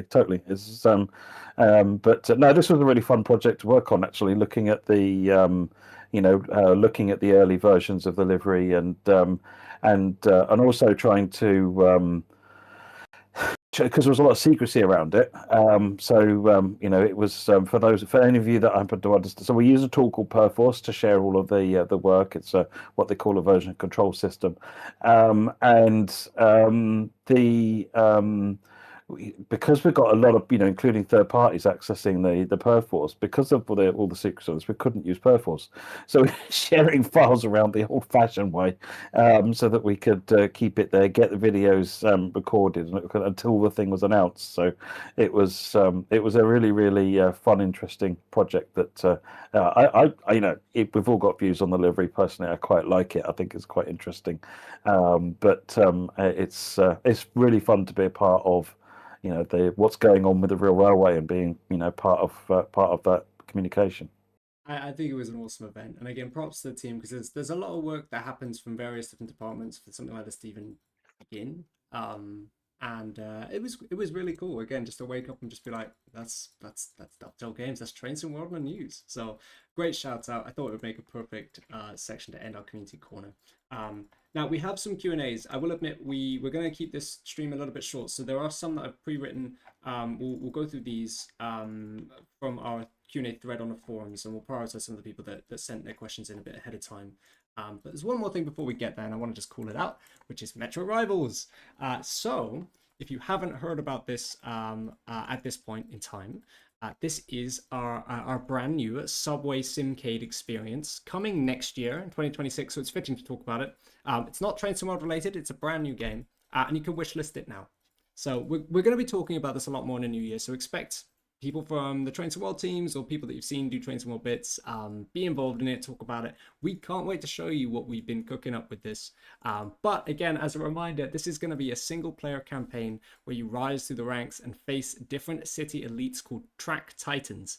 It is going to be multiplayer. You're going to be able to race other people in a UE5 title developed in-house and compete head-to-head through the bustling underground of the New York subway, or a subway inspired by the subways of New York, blending simulation with fast-paced arcade gameplay. So I'll leave you with that as a quick note, but if it sounds exciting, go check it out and join us next year on the team as we kind of explore more about Metro Rivals and the future there as well. So that should be really exciting. But just a reminder, if it does sound interesting, go wishlist it and find out more on the Metro Rivals website, metrorivals.com, or it's in the description of the YouTube video.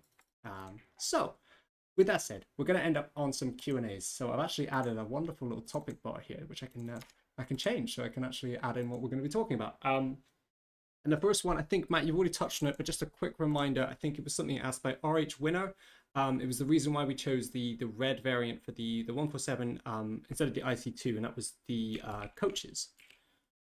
Yeah, I do want to look at doing the coaches at some point, but we weren't able to fit them in at this point.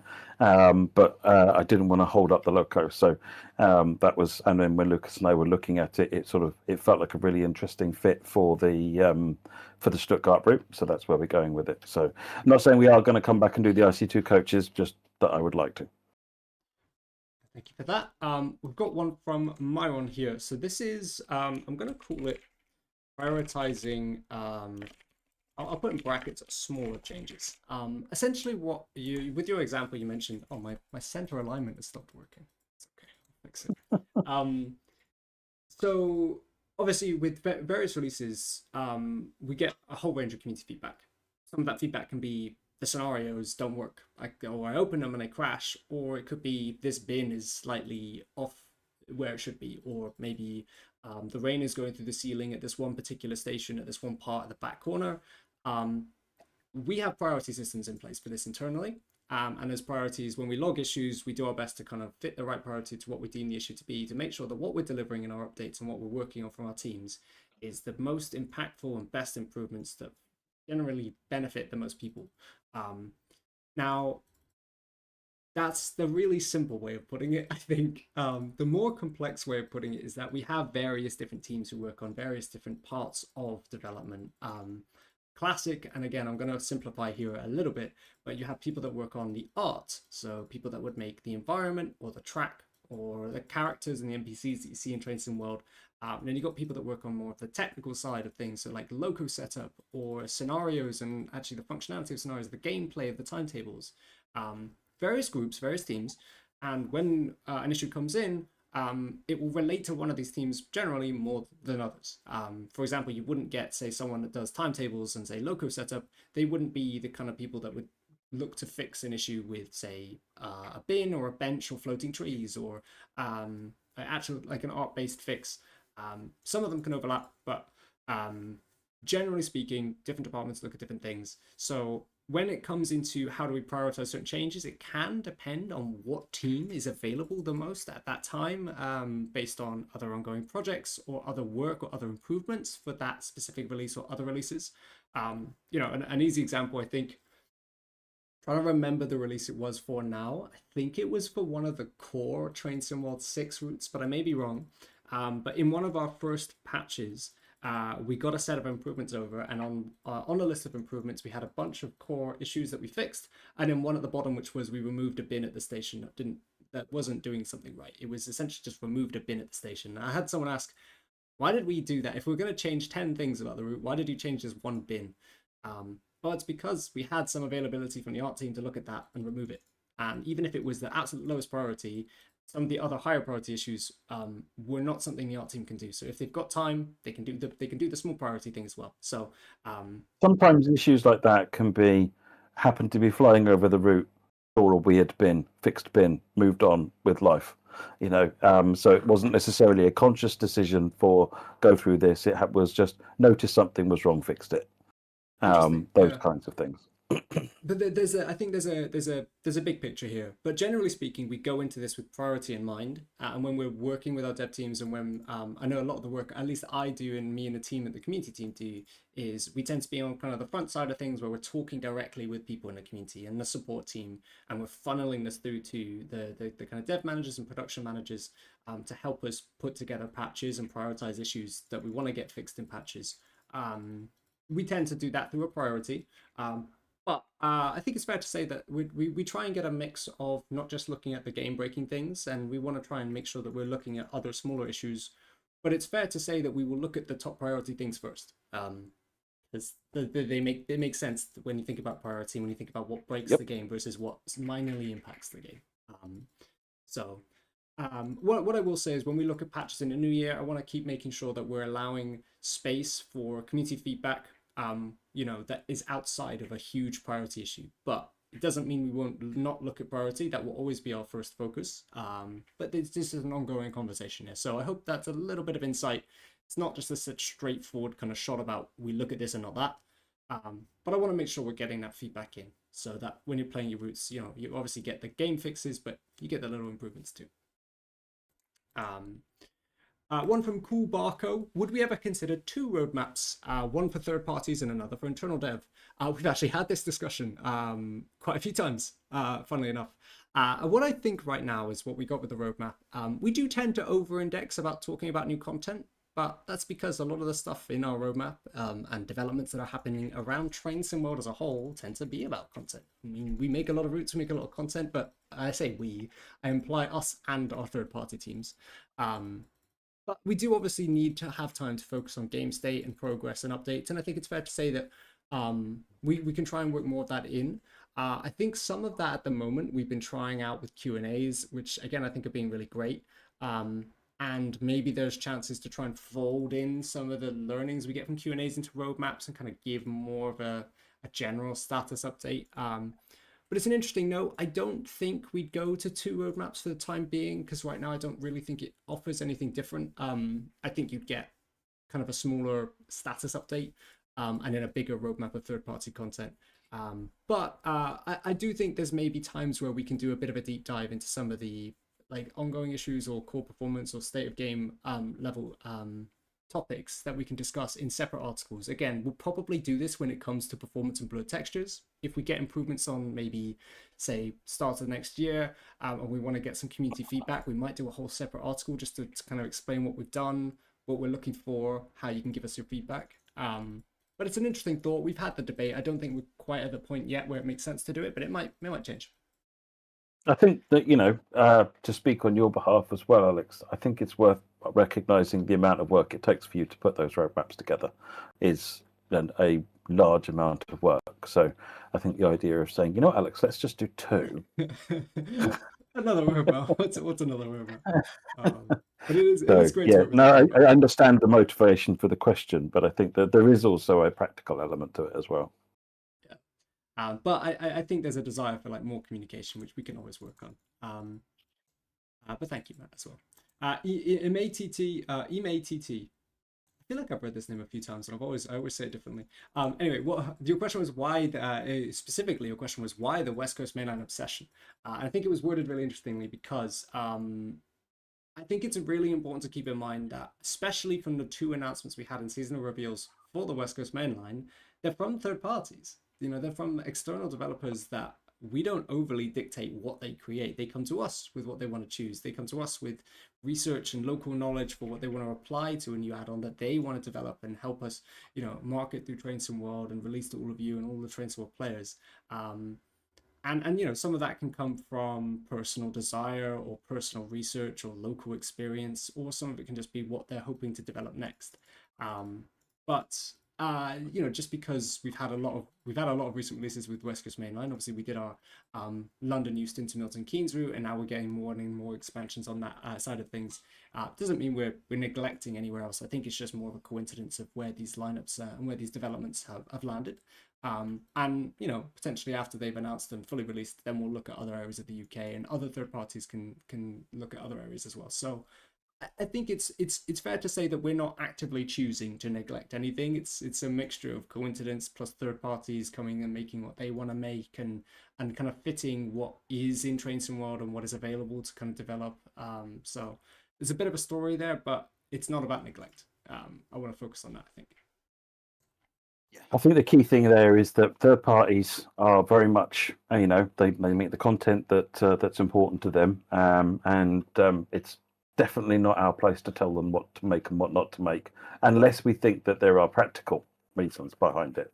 Unless we think there's any, practical reason to not do something, or something that won't work with the game, as for example, then but we will make recommendations. We might say we don't think that'll be as popular as something else, but if they decide, it's still the content that I want to make, that's entirely up to them. And that's, to me, one of the strengths of third party is that you see lots of different things in all different places, and it's kind of, so different third parties, they've got different motivations to why they want to make the content.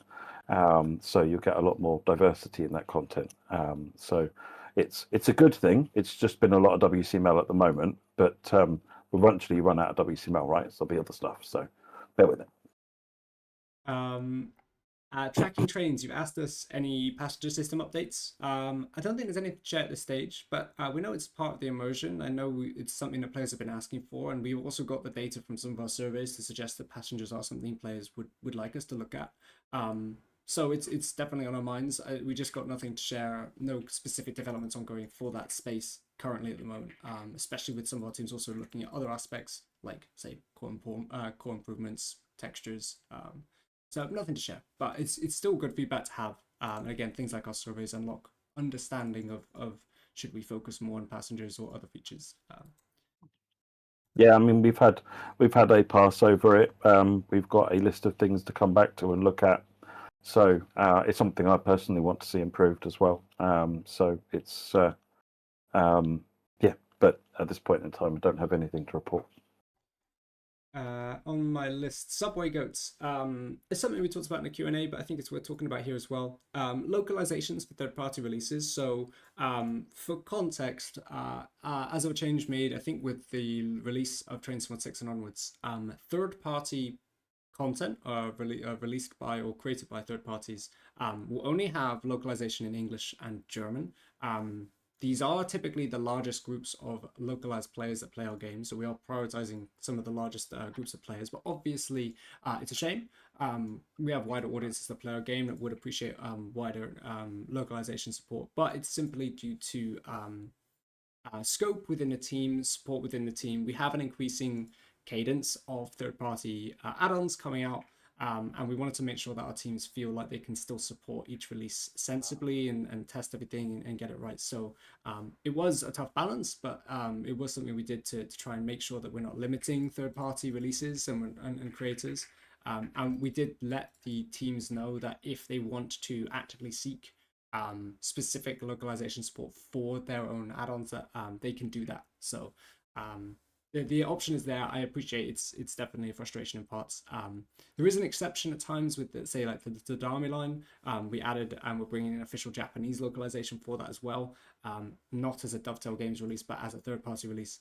But that's because we wanted to also use that as a chance to push into Japanese markets and audiences that want to experience Train Sim as well. So there can be exceptions, but I think it's more of a question of scope within the team and making sure that we're supporting third parties as best we can. Aussie Rail Fan. Is it Aussie Rail Fan or is it Ashore Rail Fan? I think it's Aussie and I just typed that wrong. More Steam in the future, question mark. So I'll go back to the messaging around TSG. Essentially, the announcement of Nekatel Barn, of course, brought a new Steam logo for the first time in a while.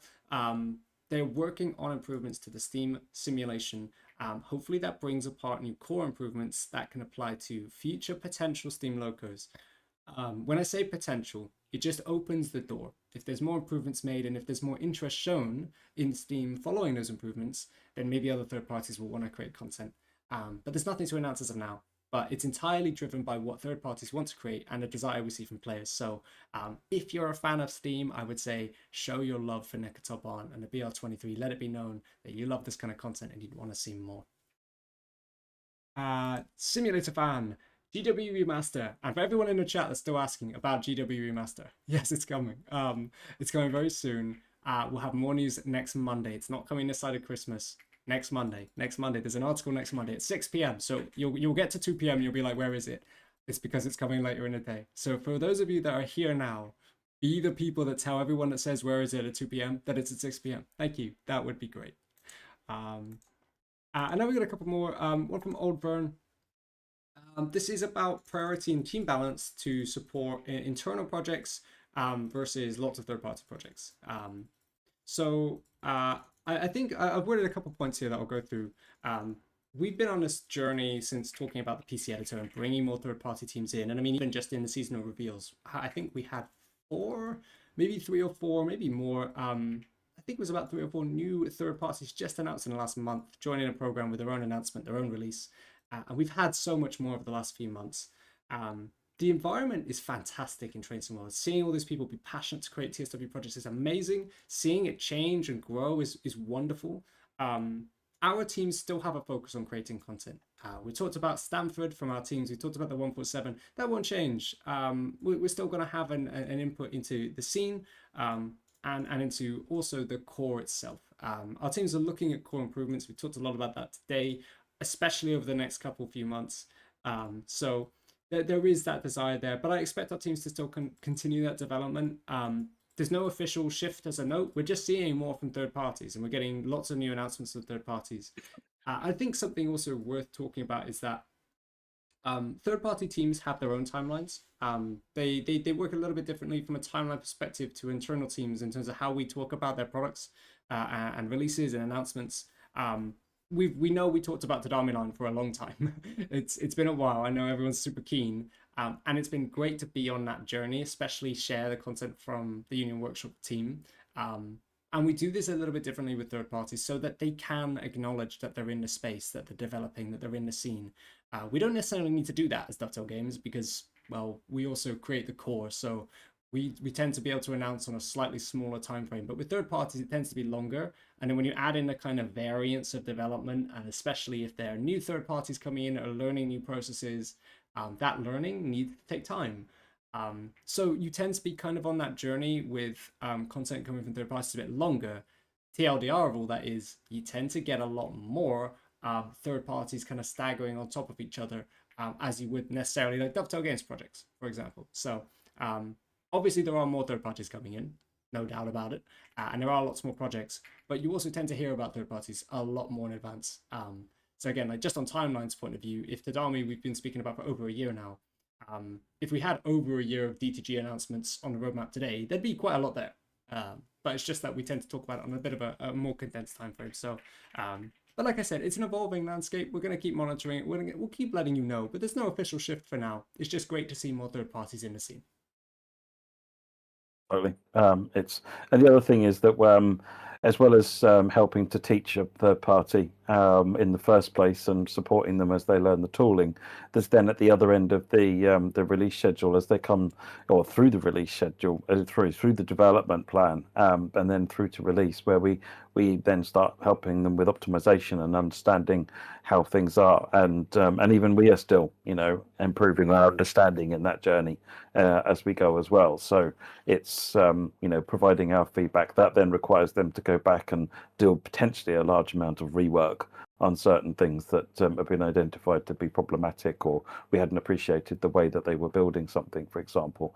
And so there's a lot of support required from the internal team to allow third parties to get to that point, so that stuff comes out in a as good a place as possible, to which is good for the third party and obviously good for yourselves. So it's an interesting process, and obviously once the third party has gone through doing their first product, like Just Trains need very little support from us these days.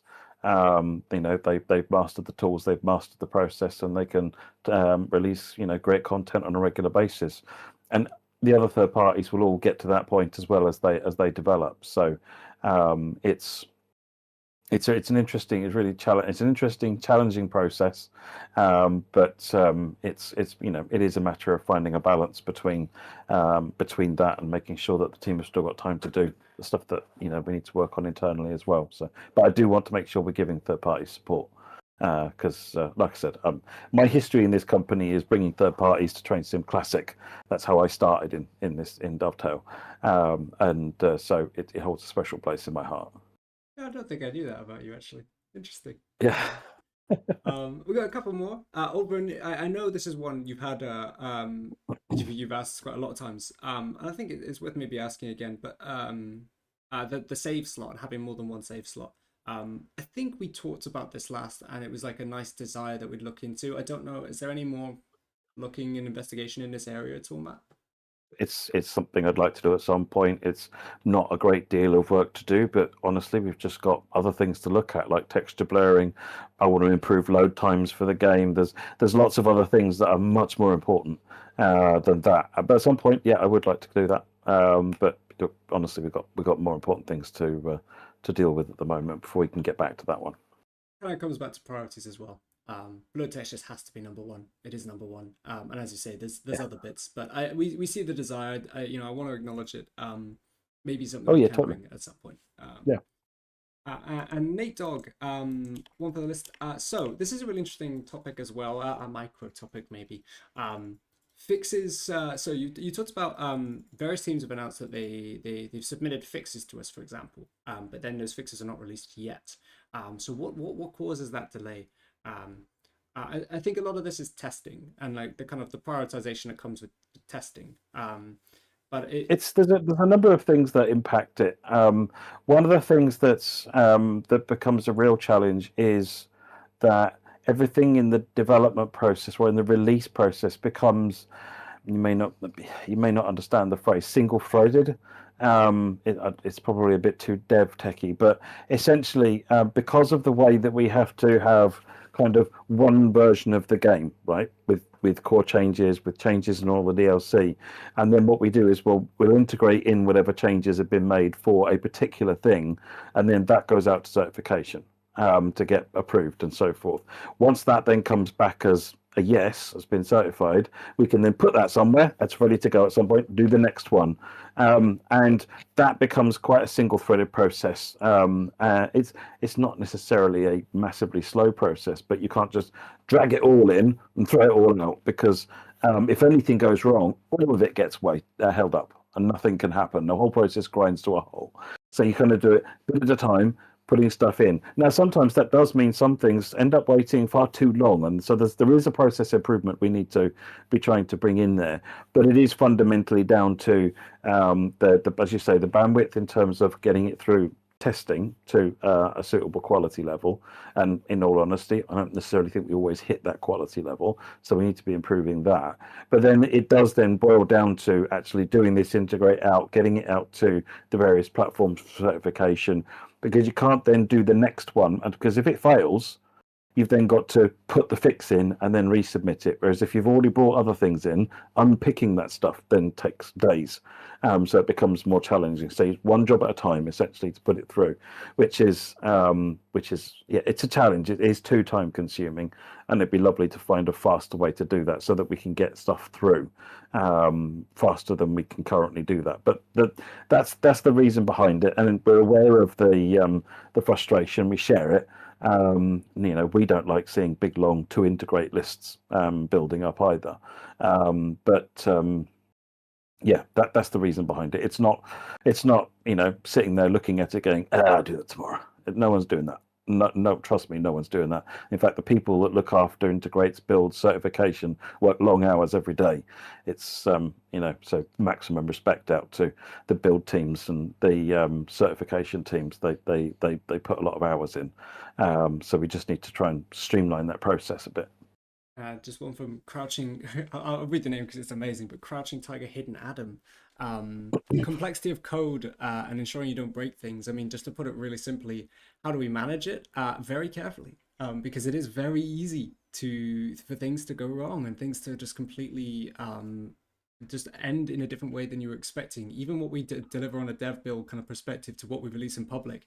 That's why whenever we share an update, we tend to do it as if we can. We tend to do it on the start of a week in the morning, so that if anything goes wrong, us and a community team are there to immediately react with the issues that people flag up, if there are any issues, and make sure that we're able to immediately get on top of that. But it is a very careful and very difficult process. And it's one of the things that actually contributes to the slowdown of the process. I know that the build teams will look at each change list that comes in. So effectively, what's a change list? Going back to Perforce, if you are a developer, you make a change to one or more files, you will then click those files and say submit, and then that will package them up and upload them, and then we get what's called a change list. And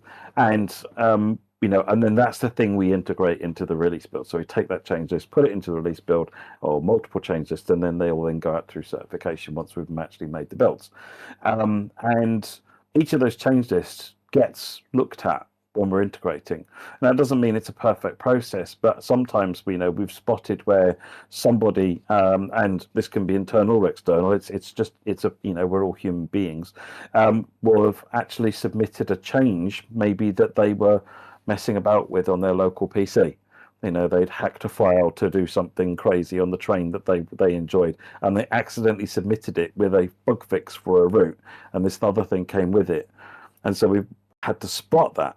Oh, hang on, did you mean to include this file over here? It's not what you've talked about in the description for the change list. Oh no, okay, revert the change list, resubmit the correct files. Okay, good. Right now we can go with that. So that is an element of the care, and that has prevented a number of mistakes from happening, and that does slow the process down. But yeah, that is particularly when we're integrating code changes, there is what does the description say it's going to do? What do I think the changes actually in the change list are going to do? Do they kind of match together? And also, then one of the jobs that the integration people look at is if I take this change to this file, what do I need to retest to make sure that that's okay?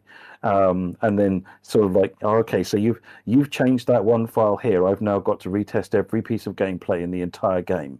Can we come up with another fix for that bug, please? That means we haven't got to do 8 months of testing, So it's kind of going through that process, which is time consuming, requires a great deal of care and a great deal of knowledge and experience, and a little bit of guesswork. There's a little bit of, I think that should be fine, or actually let's just play this on the safe side. So it's an interesting process. Matt, I've got one on this as well. I think you mentioned about the Stuttgart services. I think that's one we're hoping to I saw a question come up earlier on about the Stuttgart services, so I thought I would drop that one onto the list, because so the issue here is that players, I believe, on PlayStation 5 are finding that they don't have the S-Bahn services. We went through all of the usual checks to sort of like, the immediate thought we had was that the wrong build had gone out. And we reasonably quickly validated the right build is out. And that just left us completely confused, because It's fine everywhere else. Why isn't it working? And even worse, it works on the dev kits. I've said this a number of times that how dev kits don't necessarily give us the right picture. And in this instance, we confirmed it was working on the dev kit. So, okay, we all went back to the drawing board. So we have been working on it. We're continuing to work on it. We think we have a handle on what the problem is. And it's related to the limits that were introduced with PS5. Stuttgart is banging up against the new one, which is the total volume of mounted packages that are being brought in, and effectively it can't mount Frankfurt S-Bahn because it's just put it over the top. So we're testing that theory to see if that's the right theory. We have as Alex mentioned earlier on, we've got another round of fixes that we're going to do in the new year to Stuttgart. One of which is we're going to move the BL423 or copy the BL423 into Stuttgart, and then remove the dependency on Frankfurt S-Bahn entirely. That should fix this issue. If our understanding is correct. So we're going to validate that and see if that's true. We've also found that it also depends on Rosig Nord for precisely one wagon. It's mounting the entirety of the root package for Rosig Nord to access one wagon. So we're going to move that wagon into core and remove that dependency as well. So that'll, again, it reduces load times. It'll reduce the stuff going on. It won't improve texture pool because it's still got to load those individual vehicles, but it will help things a little bit.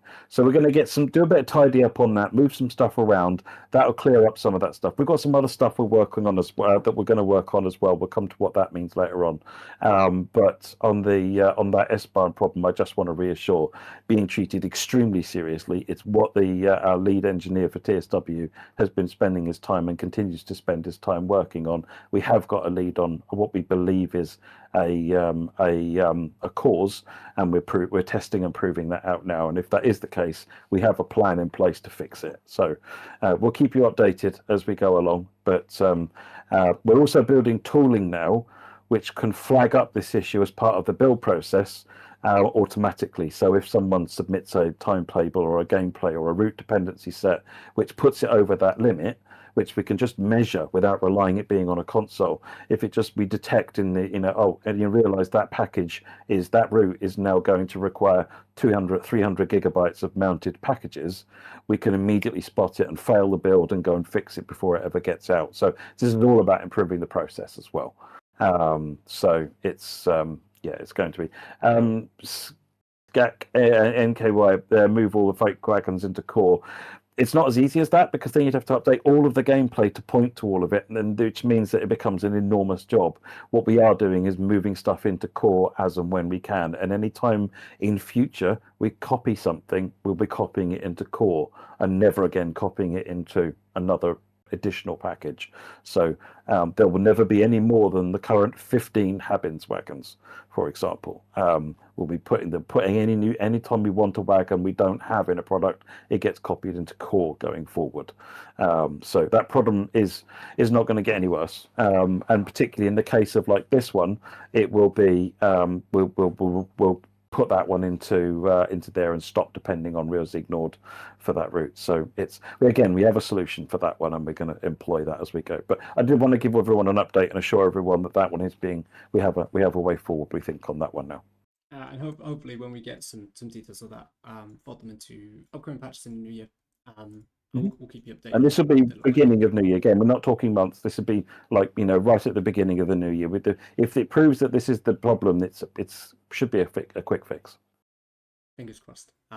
But thank you. Yeah, that is a really good update to include. Now we just have one more, and again, I'll use this as a way of signing off. As we kind of wrap up, I think we were going to keep today's close to an hour, but it's too fun being here with the community, and I've noticed with the Q&As as well, it's too enjoyable to just overrun the Q&A time slot and just keep talking.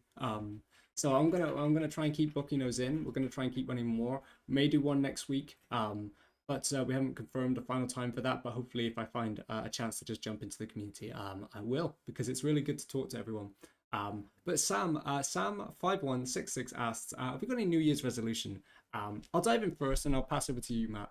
But for me, This is more of a company and a personal side resolution. So they are going to be focused on what we're doing here at Dovetail. But for me, next year I want to really deliver more from the community side, which makes sense. I'm in community, but we've seen some really recent wins, and I think the whole Dovetail Discord, and even I think Blue Jay, you were in a chat earlier asking how did the Dovetail Discord even come about.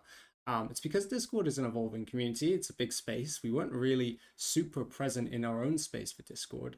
We've been involved in community Discords as much as we can, but we've always had a desire and a thought to have our own space and see how we can support that, especially with the announcement of, say, Metro Rivals and trying to have different audiences in there. So that's been a really great win. We're learning more about Discord. We're learning more about what we can get through things like that, such as the Q&As, which are really great. And just having a chance to speak and bring someone from the community onto a call with us and say hi and say, what is it that you want to talk to us about? And that's just been such a great feeling. And I feel like it's some of the things we've been doing in community have been some of the best movements to try and connect us to the community, I feel, that we've done in recent years. So my goal for 2026 is to keep pushing that, keep trying to be upfront, honest, transparent, frequent with the community spaces, but also deliver big in other areas too. I know we were kind of joking at the start of the stream about like fun 4-up challenges, but there is definitely more work and more things we can set up between our creators and players and monthly events, so that the community not only feels listened to, but also alive, but also fun to be involved in. So that's at least my goal for next year. So I know we've got some really awesome things coming soon. And again, I use the word soon too liberally, I think. Like in the next couple of months soon, that are going to be great. Like GW Remaster is one, and maybe there's other stuff. But this is going to be a really good time for Dovetail, and I think the movements we've recently made in community and from the whole team as well have been really great, and I can't wait to see that continue. So, Matt, what about you? Kind of thoughts for the new year? I think as from a company perspective, my sort of resolution is for the to get the team spending more time on homing in on some of these long-standing issues and getting them resolved, and just starting to clear the decks with these things that have just been dragging on. Certainly, getting some of these big ones nailed, like texture blurring. Me personally, I want to get back to playing the game more. It sounds like an odd thing, but because I still play the game an awful lot, but I play the game from a work perspective. You know, I'm playing it to provide feedback on something, or I'm doing that. I rarely get the chance to just sit back and play the game for myself, because I still really enjoy it. This is still a game that one of the reason I want to be the EP doing this is because TSW is my number one game. Train simulation is my number one genre, and I want to get back to spending more time on that. So what that probably means is actually delivering on my continual promises to get back to doing a bit of streaming, regularly, and just sit back and enjoy the game more, and enjoy the fruits of the game, and reconnect more directly with the community while I'm doing that. So it's that's certainly what I'm keen to do, because I always think, oh, I'm really tired. I've had a long day at work, and I'm just going to watch some TV and go to bed or something like that. But whenever I get the game fired up, I feel 10 times better at the end of it. It's because it's relaxed me, it's chilled me right out, and always, big thanks to the community. Whenever I'm streaming, it's just like you make the session so much more enjoyable, and so it's kind of like I need to just push myself to doing that, and get back to enjoying the game the way that I have done previously in the past. So it's yeah, look forward to more streams, and hold me accountable if you don't see them. Okay, yell at me, shout at me, and say, "What's this? Failed your New Year's resolution already? It's only January the 2nd." Pleasantly request, maybe. So yeah, that's the goal. Anyway. I look forward to it. I mean, I've no doubt we'll throw some streams in January. But there you go, folks. I hope you've enjoyed it. We're ending another year of roadmaps, and again, Matt, you've been absolutely fantastic this whole year and tonight, being here, talking to the community, and I know you love it as well. But for everyone watching tonight, and for those of you that tune into our roadmap live streams as often as you do, thanks for listening in. I know there are a lot more questions, but I'm hoping things like our Q&As, when we do run them, they help alleviate the questions, they help give you a chance to get involved. So if you haven't heard about our Q&As, we run these in the Dovetail Games official Discord. So you can find a link to that in the description. It's just discord.gg/Dovetail Games. Join for free and be involved. It's a great community. And there are also links to other great communities in our Discord, which if you haven't been in, you can find in our Facebook groups, on our Reddits, on our other community Discords, all over the space. So take a look at that and you'll find links wherever you want to go. But it is a super exciting time. We've announced a whole bunch of things. I'll throw the roadmap graphic up one more time just so you get a chance to look at everything coming up. Like I said, don't forget about Monday next week. Monday, 6 p.m., 10 minutes of the GW Remaster, plus a special surprise for TSW6 players. You heard it here first. And when we're there on Monday, when I'm pushing live on the article, I want to hear everyone say, thank you for telling me Monday at 6 p.m. I'm here and I'm reading the article. So that should be really great. But that's it, pretty much it from our teams for the year. We've got a few more days in the office now. Again, we've got Friday and a few days next week before we wind down. We've got a patch next Monday as well. Like I said, should be a first few batches of Stuttgart improvements, and then we'll get to more of the wider core improvements in the new year. And it's been an absolutely wonderful time in the community and a wonderful chance to just say thank you for everyone again for another amazing year. And I hope everyone has an absolutely incredible holiday season, whether you celebrate or whether you're just using it as a chance to get a break, wherever you are in the world. I hope you can enjoy Train Sim World if you're planning it, or if you just enjoy having a break as well. But I think that'll do it for tonight. I'm looking forward to a dressing gown and not speaking at all for the whole evening. But yeah, I think that's Excellent. it. Yeah, and I'll just add my note to that. Just say thank you again to everybody. It's been a fantastic year, and it's with your support, and you've made it as good a year as it has been. So yeah, big thank you to me for that. Have a great holiday, as Alex says, and we'll see you in the new year, or possibly for a Q&A session next week if we get one organised. We'll jump on Q&A next week. We'll jump. Yeah. So it's but otherwise than that, have a great break, everybody, and it's let's look forward to 2026. Fantastic. All right, in that case, folks, we're going to wrap it up. But if you want to find out more, look in the description. There's links to all of our previous Q&As. So if you want to keep hearing us yap for another 2 hours, there's plenty of content for you to find there, and our articles. So I'll leave it on that note. Have a great evening and a wonderful holiday, everyone. But bye from us. Cheers all.